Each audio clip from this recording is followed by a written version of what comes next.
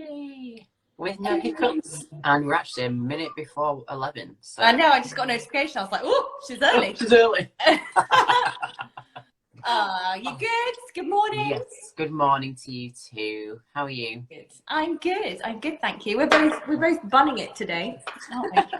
This is live. I'm so lazy. I really need to start wearing my hair down more often. Sometimes having to dry it and it's just, Batiste is life. I've just been literally talcum powder in. I've not bought talcum powder for years. You what? I haven't bought talcum powder for years. I don't know how old the one in the cupboard is, but it lasts forever. Yeah, it lasts forever. It's fine. Perfect. Cool. So, ladies, good morning and welcome to Brunch Live with Sam and Cam. Usually it can be Cam or Sam, whichever way around you want to do it. And today we are going to speak a little bit more about vulnerability. I'm not sure if anyone has seen a recent podcast that has come out that Cam was actually on yesterday, Never Press Snooze. It's available via most of the podcast streaming sites. Definitely go and check that podcast out. Go and give it a listen. It's what obviously today is kind of formulated round.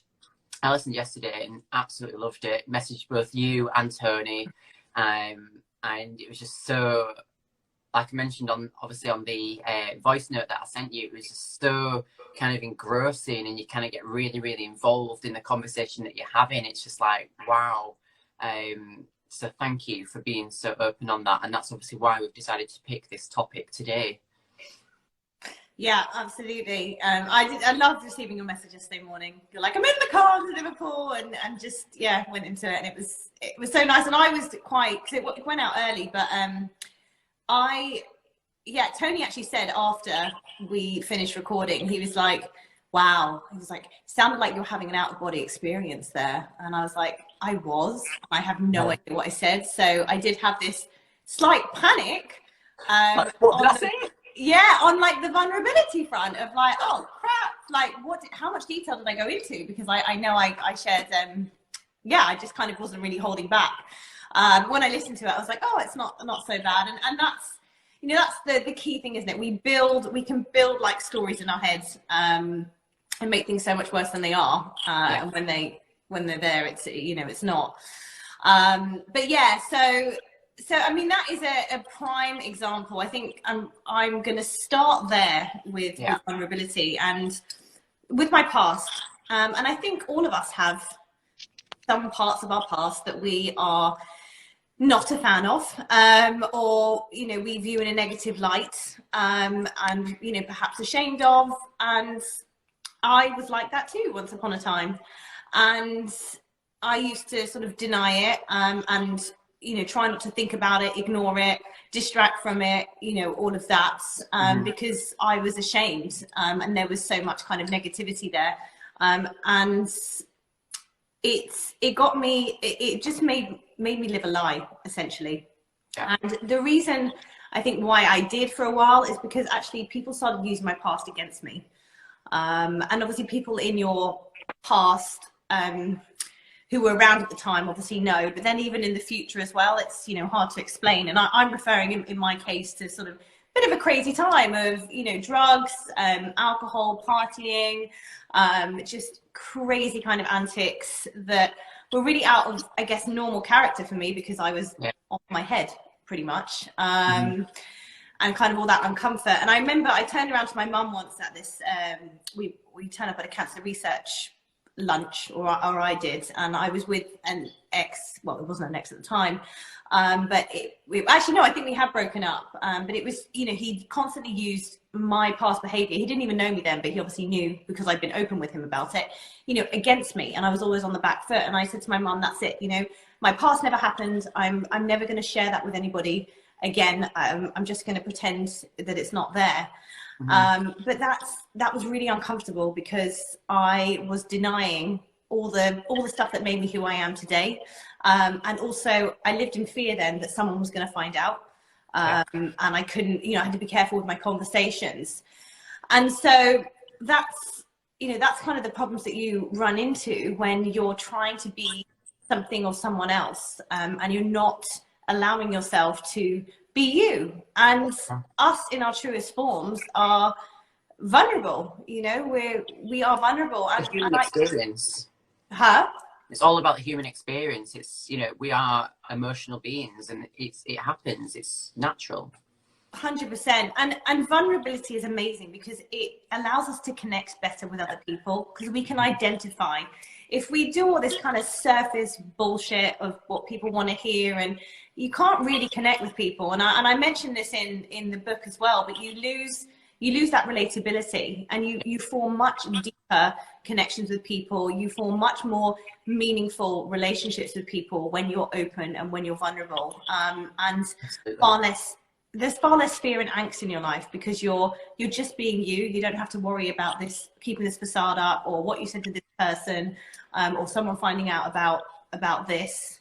And it just makes for a much happier and peaceful life. And that's why I'm so open and honest now, and I'm more than happy to talk about anything really, because I think that's the number one reason I have such wonderful, beautiful relationships in my life, and I'm able to build relationships quickly with people. And I love it because we just, you know, the sharing that goes on really helps me, and when I share back, it helps other people. And I just think if more of us were doing more of that, the world would be a much happier place. Yeah, no, I absolutely agree. I think with my experience, it's been similar, is that there's stupid things that we've all done when we've been growing up. And like you say, as you kind of go along through life and go from different social group to social group, is there's always a couple of people that you'll find that will use it against you. And, you know, that's kind of one of the reasons I didn't really speak too much about, you know, the struggles that I'd had, really, about like the more mental side of the abuse with an ex-fiance that I had, that pushed me to then have my full-blown, you know, eating disorders that got unleashed. You know, I told my friends from school about it, and, you know, there's a kind of a group of girls around as well with the boyfriends group. We're all kind of like crossed over, and no one really kind of like felt like they give a shit. It was all a case of, well, you've broken up with him, blah blah blah, you're not kind of part of the clique anymore. And I just felt really isolated, that I'd obviously opened up to someone saying that this is what had happened, and no one give a shit. So for me, that was me like, fine, I'll shut down. And I probably shut down for like 5-6 years and never really spoke about it. And then it wasn't really until coming to work with, well, doing obviously more on the coaching side, but one of the coaches that I've worked with before, Rob Latty, is, you know, he pushed me to go and do a live to introduce yourself to the world and speak about you and your truths. And for me, obviously shit scared, first and foremost. I'm not massive on doing lives. Obviously I'm getting better at it now, but comes with practice. But to actually open up and have that vulnerability right then and there, it's obviously not pre-recorded, it's just word vomit out there. It was scary, but I think the nicest thing is that there were a lot of very nice comments that did come through. There were one or two that did come through off the back of that, of people that had taken what I'd said personally, because obviously at certain points they must have identified that they were one of those people that didn't support me, or that had said certain things, or weren't what a friend should be at that point. But I mean, I'm cool about it. I've moved on. Like, they're not part of my life anymore. And like you say, it's learning to be congruent inside and out, because so often we are so misaligned with what we see on social media, that superficial BS that people are all about plugging about. You know, a lot of the stuff that people put out there that they advocate, but they actually don't even do themselves. It's like you're just chatting bullshit. You tell your clients to do one thing and you're not even doing it yourself. So yeah, you know, on that kind of front of it, it allowed me to open up, and people to then kind of, you realize then who's actually in your new circle. Like you say, you draw in this new circle of people that relate, that can understand what it is that you've been through, and know that they're not alone. That relatability, that interpersonability, that connection that you can have with people to then really be able to offer value then moving forward. Because you know that it's coming from a place of trust then. Absolutely. It's how you build your tribe. You know, it's how you build that and you get the right people in it. And our support networks are so important to us. But if we've gone around, you know, if we've been someone else for a while and we've made sort of friends and acquaintances that way and they form our support network, they're actually not, you know, not necessarily in line with us. Yeah, exactly. And that's what I've done for we don't so have, many years. yeah, the same values, rather than not supporting us. Yeah, it's superficial. The whole thing's superficial.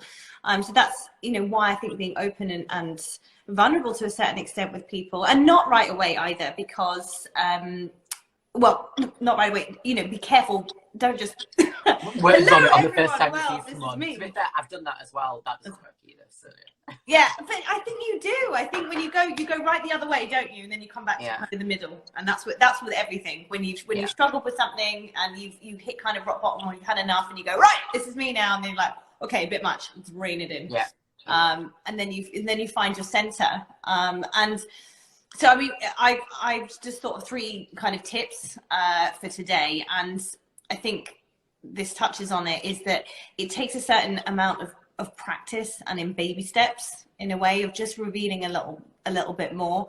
And it could be something as simple as, you know, not wearing makeup. It's just getting comfortable with yourself and who you are, and spending that time, because we spend so much time covering ourselves up. We've got, you know, fashion trends, and of course that's, you know, fun, and new clothes and things like that, and makeup and things like that. But who are we, you know, who are we underneath all of that? You know, if we're carrying on sticking stuff on the top, then sometimes we forget who we are, you know. And I put on gym clothes and I'm like suddenly transformed, ready for a workout, and I could have literally been knackered and like, oh, I can't bother to train. But you know, when you put an outfit on, it's a change of state though, right? It can help with that change of state that you physically sometimes need in order to become what that next thing about, you know, the next evolution of you is. Absolutely. But if you're doing that all the time, you can imagine how easy it is to actually get really caught up in that. It all. And yeah, absolutely. And I think, you know, challenging past experiences has been another really great one for me. And unpicking the emotion, a bit like, I was thinking about this morning, you know, when you have like a muscle and you work, and sorry, you've got a knot in your back, and the masseuse is like working the knot. Like you have to keep going in to like release that tension, to release everything out. And I feel that we've all got, you know, past experiences that hold a lot of emotion, and that's what we carry forward to today. And sometimes we have to go back and revisit those and really just work out what the emotion we're still holding today, and whether it's, you know, relevant, or if we can let it go anyway. Because if it's negative emotion, there's no point, you know, from the past is in the past, it's happened. Carrying negative emotion forward at all in anything is pointless. You know, so it's really good to go back, I think, and just challenge past experiences, like rework them in your head, unpick them, and have that kind of acceptance, and then let them go. And another one that I love is turning negatives into positives, and it's my favorite game to play. I was just talking about this to one of my clients last night. What was it on?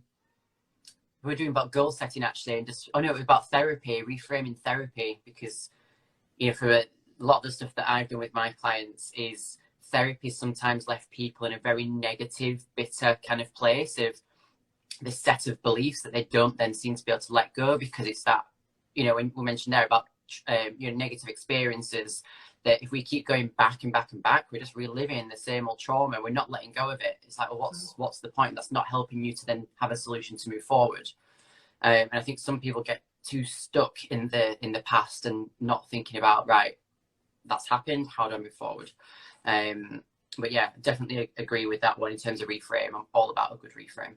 I think for me, my top ones were, in terms of core values, is starting to actually fully understand who you are, and really sit back and look at yourself of, you know, what do I value about myself? What do I bring to the world? What have I got inside me that no one can take away from me?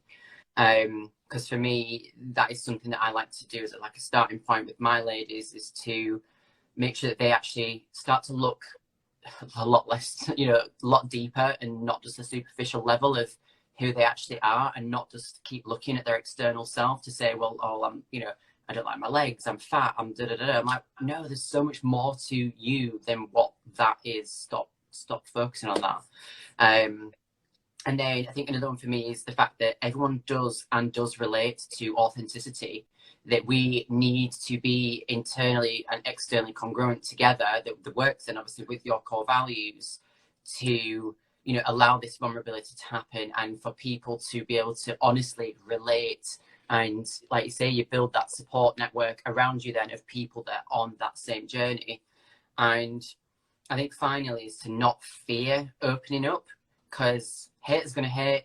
People are going to judge. It's human experience to judge as well. We're never going to live in a judgment-free world. So you kind of just got to suck it up and just say, well, if those people are going to judge, are they the people that you really want in your network? Generally not. 100%. So, yeah, I like to just kind of buy Felicia the whole judgment thing as well. It's not their life, it's yours. Their what? It's not your life. Sorry, it's not their life, it's yours. It's not your life. It's not your life. It's owned by the Truman Show. It's so true. It's so true. And it's just like, for what? Why are we being someone else for what reason? Like spending our lives being something different. What does it achieve?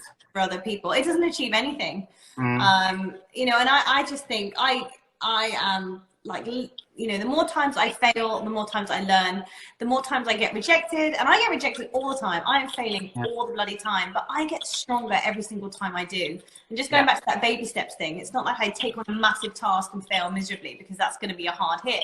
These little fails over time, they, you know, build up, and you just get bolder to kind of do things and be more you and be more confident in trying, you know, new things out, and being yourself about it. You know, we're human, we're all imperfect. So why we are all trying to be perfect is madness. It's stressful, and it's anxiety inducing, and, you know, no one wants to be around a perfect person. It's boring.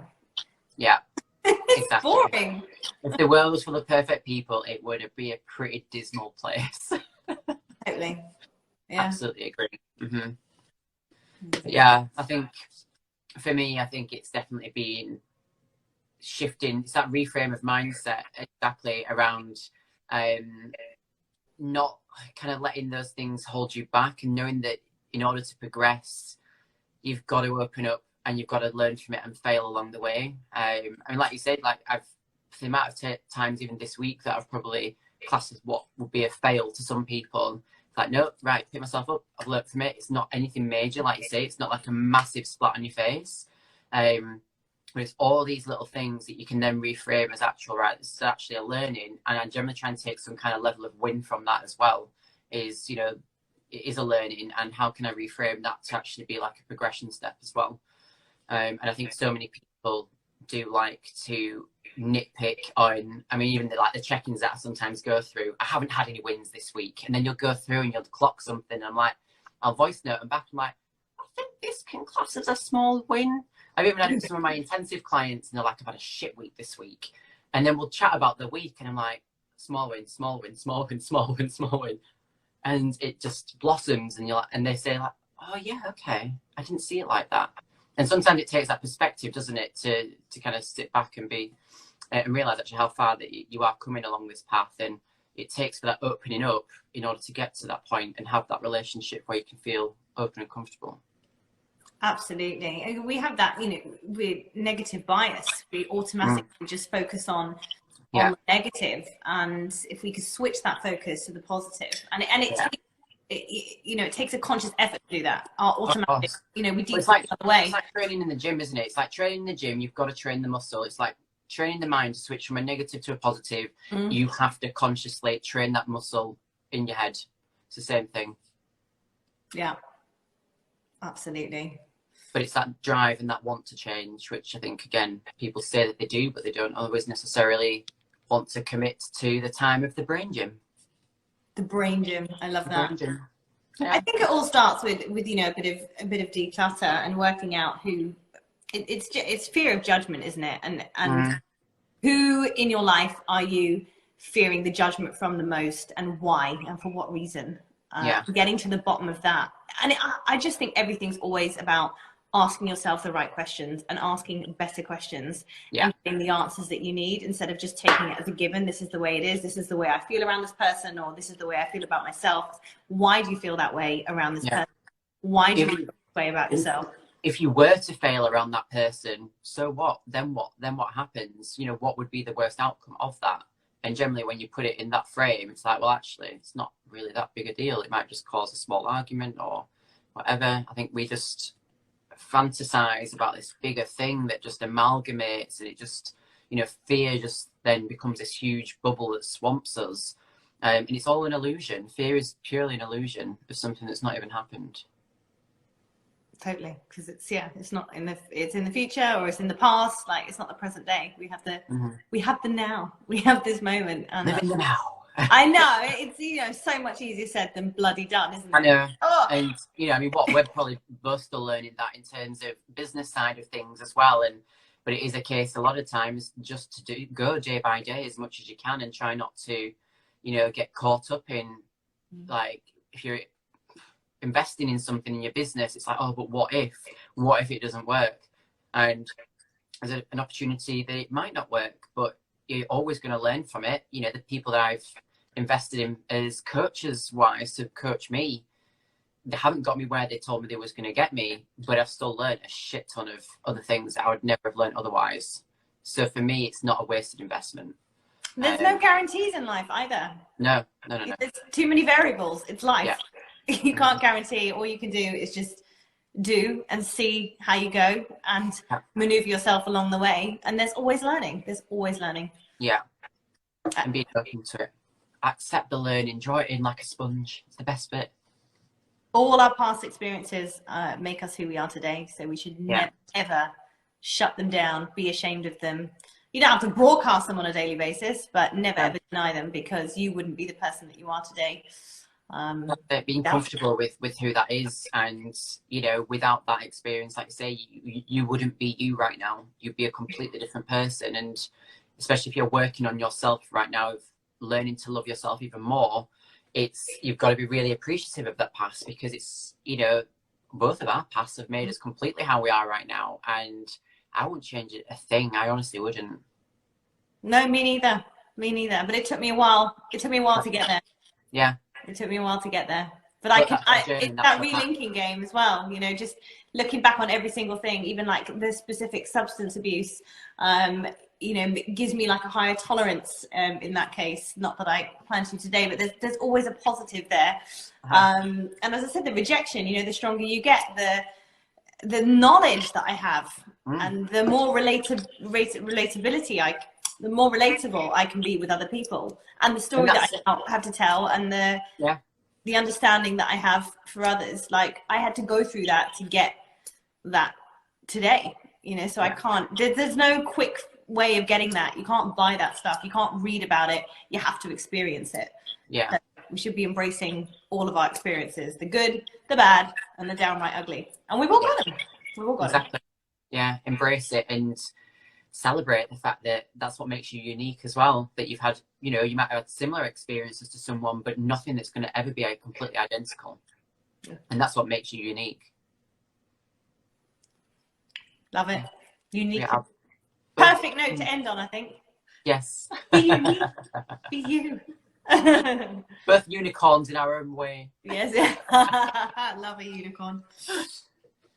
Well, thank you very much for everybody that joined us today on today's chat around vulnerability. This will be going out onto our separate Instagrams as well for anybody that would like to catch up.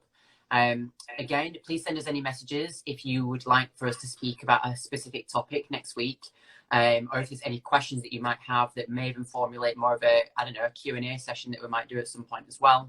We're more than happy to do that. But I hope that you found these 3 tips from both of us useful today. I hope you found something you might have related to as well. And yeah, if is anything that you do need or you want to ask us, please do reach out, and we are always more than happy to help. Always. See you guys next Saturday. Sam, I'll see you later. Yes, I'll see you tonight. All right. Bye. Bye, everybody.